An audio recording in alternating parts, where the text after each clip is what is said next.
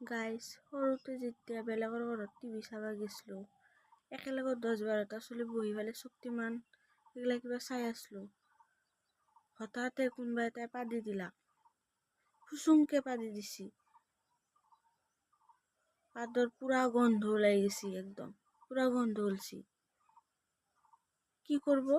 সবে একদম এনকে পিছমুৱা দি ফালে মুকেই চাব, মানে মই জানবা পাৰছো। তাৰপিছত যেতিয়া অলপমান ডাঙৰ হলো, স্কুলত যাই ফালে আমি আপি মানে কিবা হৈছে আৰু আপি কোনোবা কাবাৰ লগত কাজিয়া লাগছি, বা এই কবাত খিড়কি চিড়কি ভাঙা গেছি, এই কাবাৰ বহি চুৰি হয়েছি, কাবাৰ কলম চুৰি হয়েছি, সেইগিলা কিবা হয়েছি আৰু অঘটন কিবা এটা ঘটছি। ডাইরেক্ট আর কথা নাই বার্তা নাই, এনকে পিছফালে মুয়া দি ফালে এনকে পুরা ফালে একদম এনকে মুকেই চাব। সব গেটাই রুমত যিমান আছে সবে মুকেই চাব, মানে ময়ে করছো, ময়ে ভাঙছো খিড়কি, ময়ে কলম চুরি করছো, মানে সব ময়ে করছো। মানে তাৰপিছত আৰু ধৰক এই ঘৰত এই বিছনাৰ তলৰ পৰা, মাৰ পাকঘৰৰ টেমাটোৰ পৰা, চাহপাতৰ টেমাৰ পৰা 2 টাকা নোহোৱা হ'ল, বিছনাৰ তুচকৰ তলৰ পৰা 1 টাকা নোহোৱা হ'ল, দেউতাৰ মানি বেগৰ পৰা 10 টাকা নোহোৱা হ'ল। সেইগিলা কিবা হলি ডাইৰেক্ট বেলেগ আৰু কথাই নাই, মানে ডাইৰেক্ট আহি পেলাই মুকেই ধৰব, ময়ে নিছো।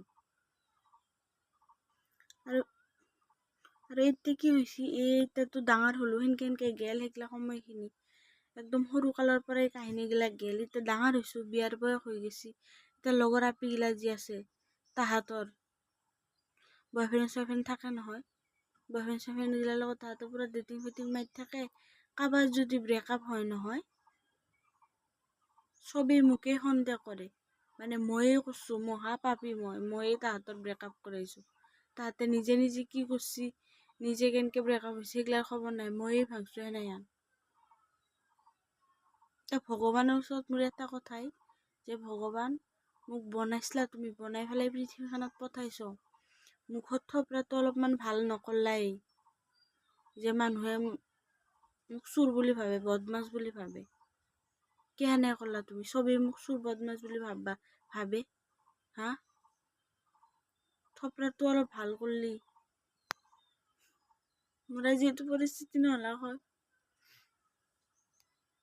সৰু কালৰ পৰা এতিয়াকলৈকে এইটো পৰিস্থিতিত ভুগি আছো মই। কিমান বদনাম মাখা খাই আছো। এই ডাঙৰ হৈ ফালে মোৰ বিয়াৰ বয়স হৈছে, এতিয়া মোক মানে কয় মই কাবাৰ ৰিলেশ্যন ভাঙি দিছো। থপৰাটোৰ কাৰণেহে মোক চবে এনকে চাই।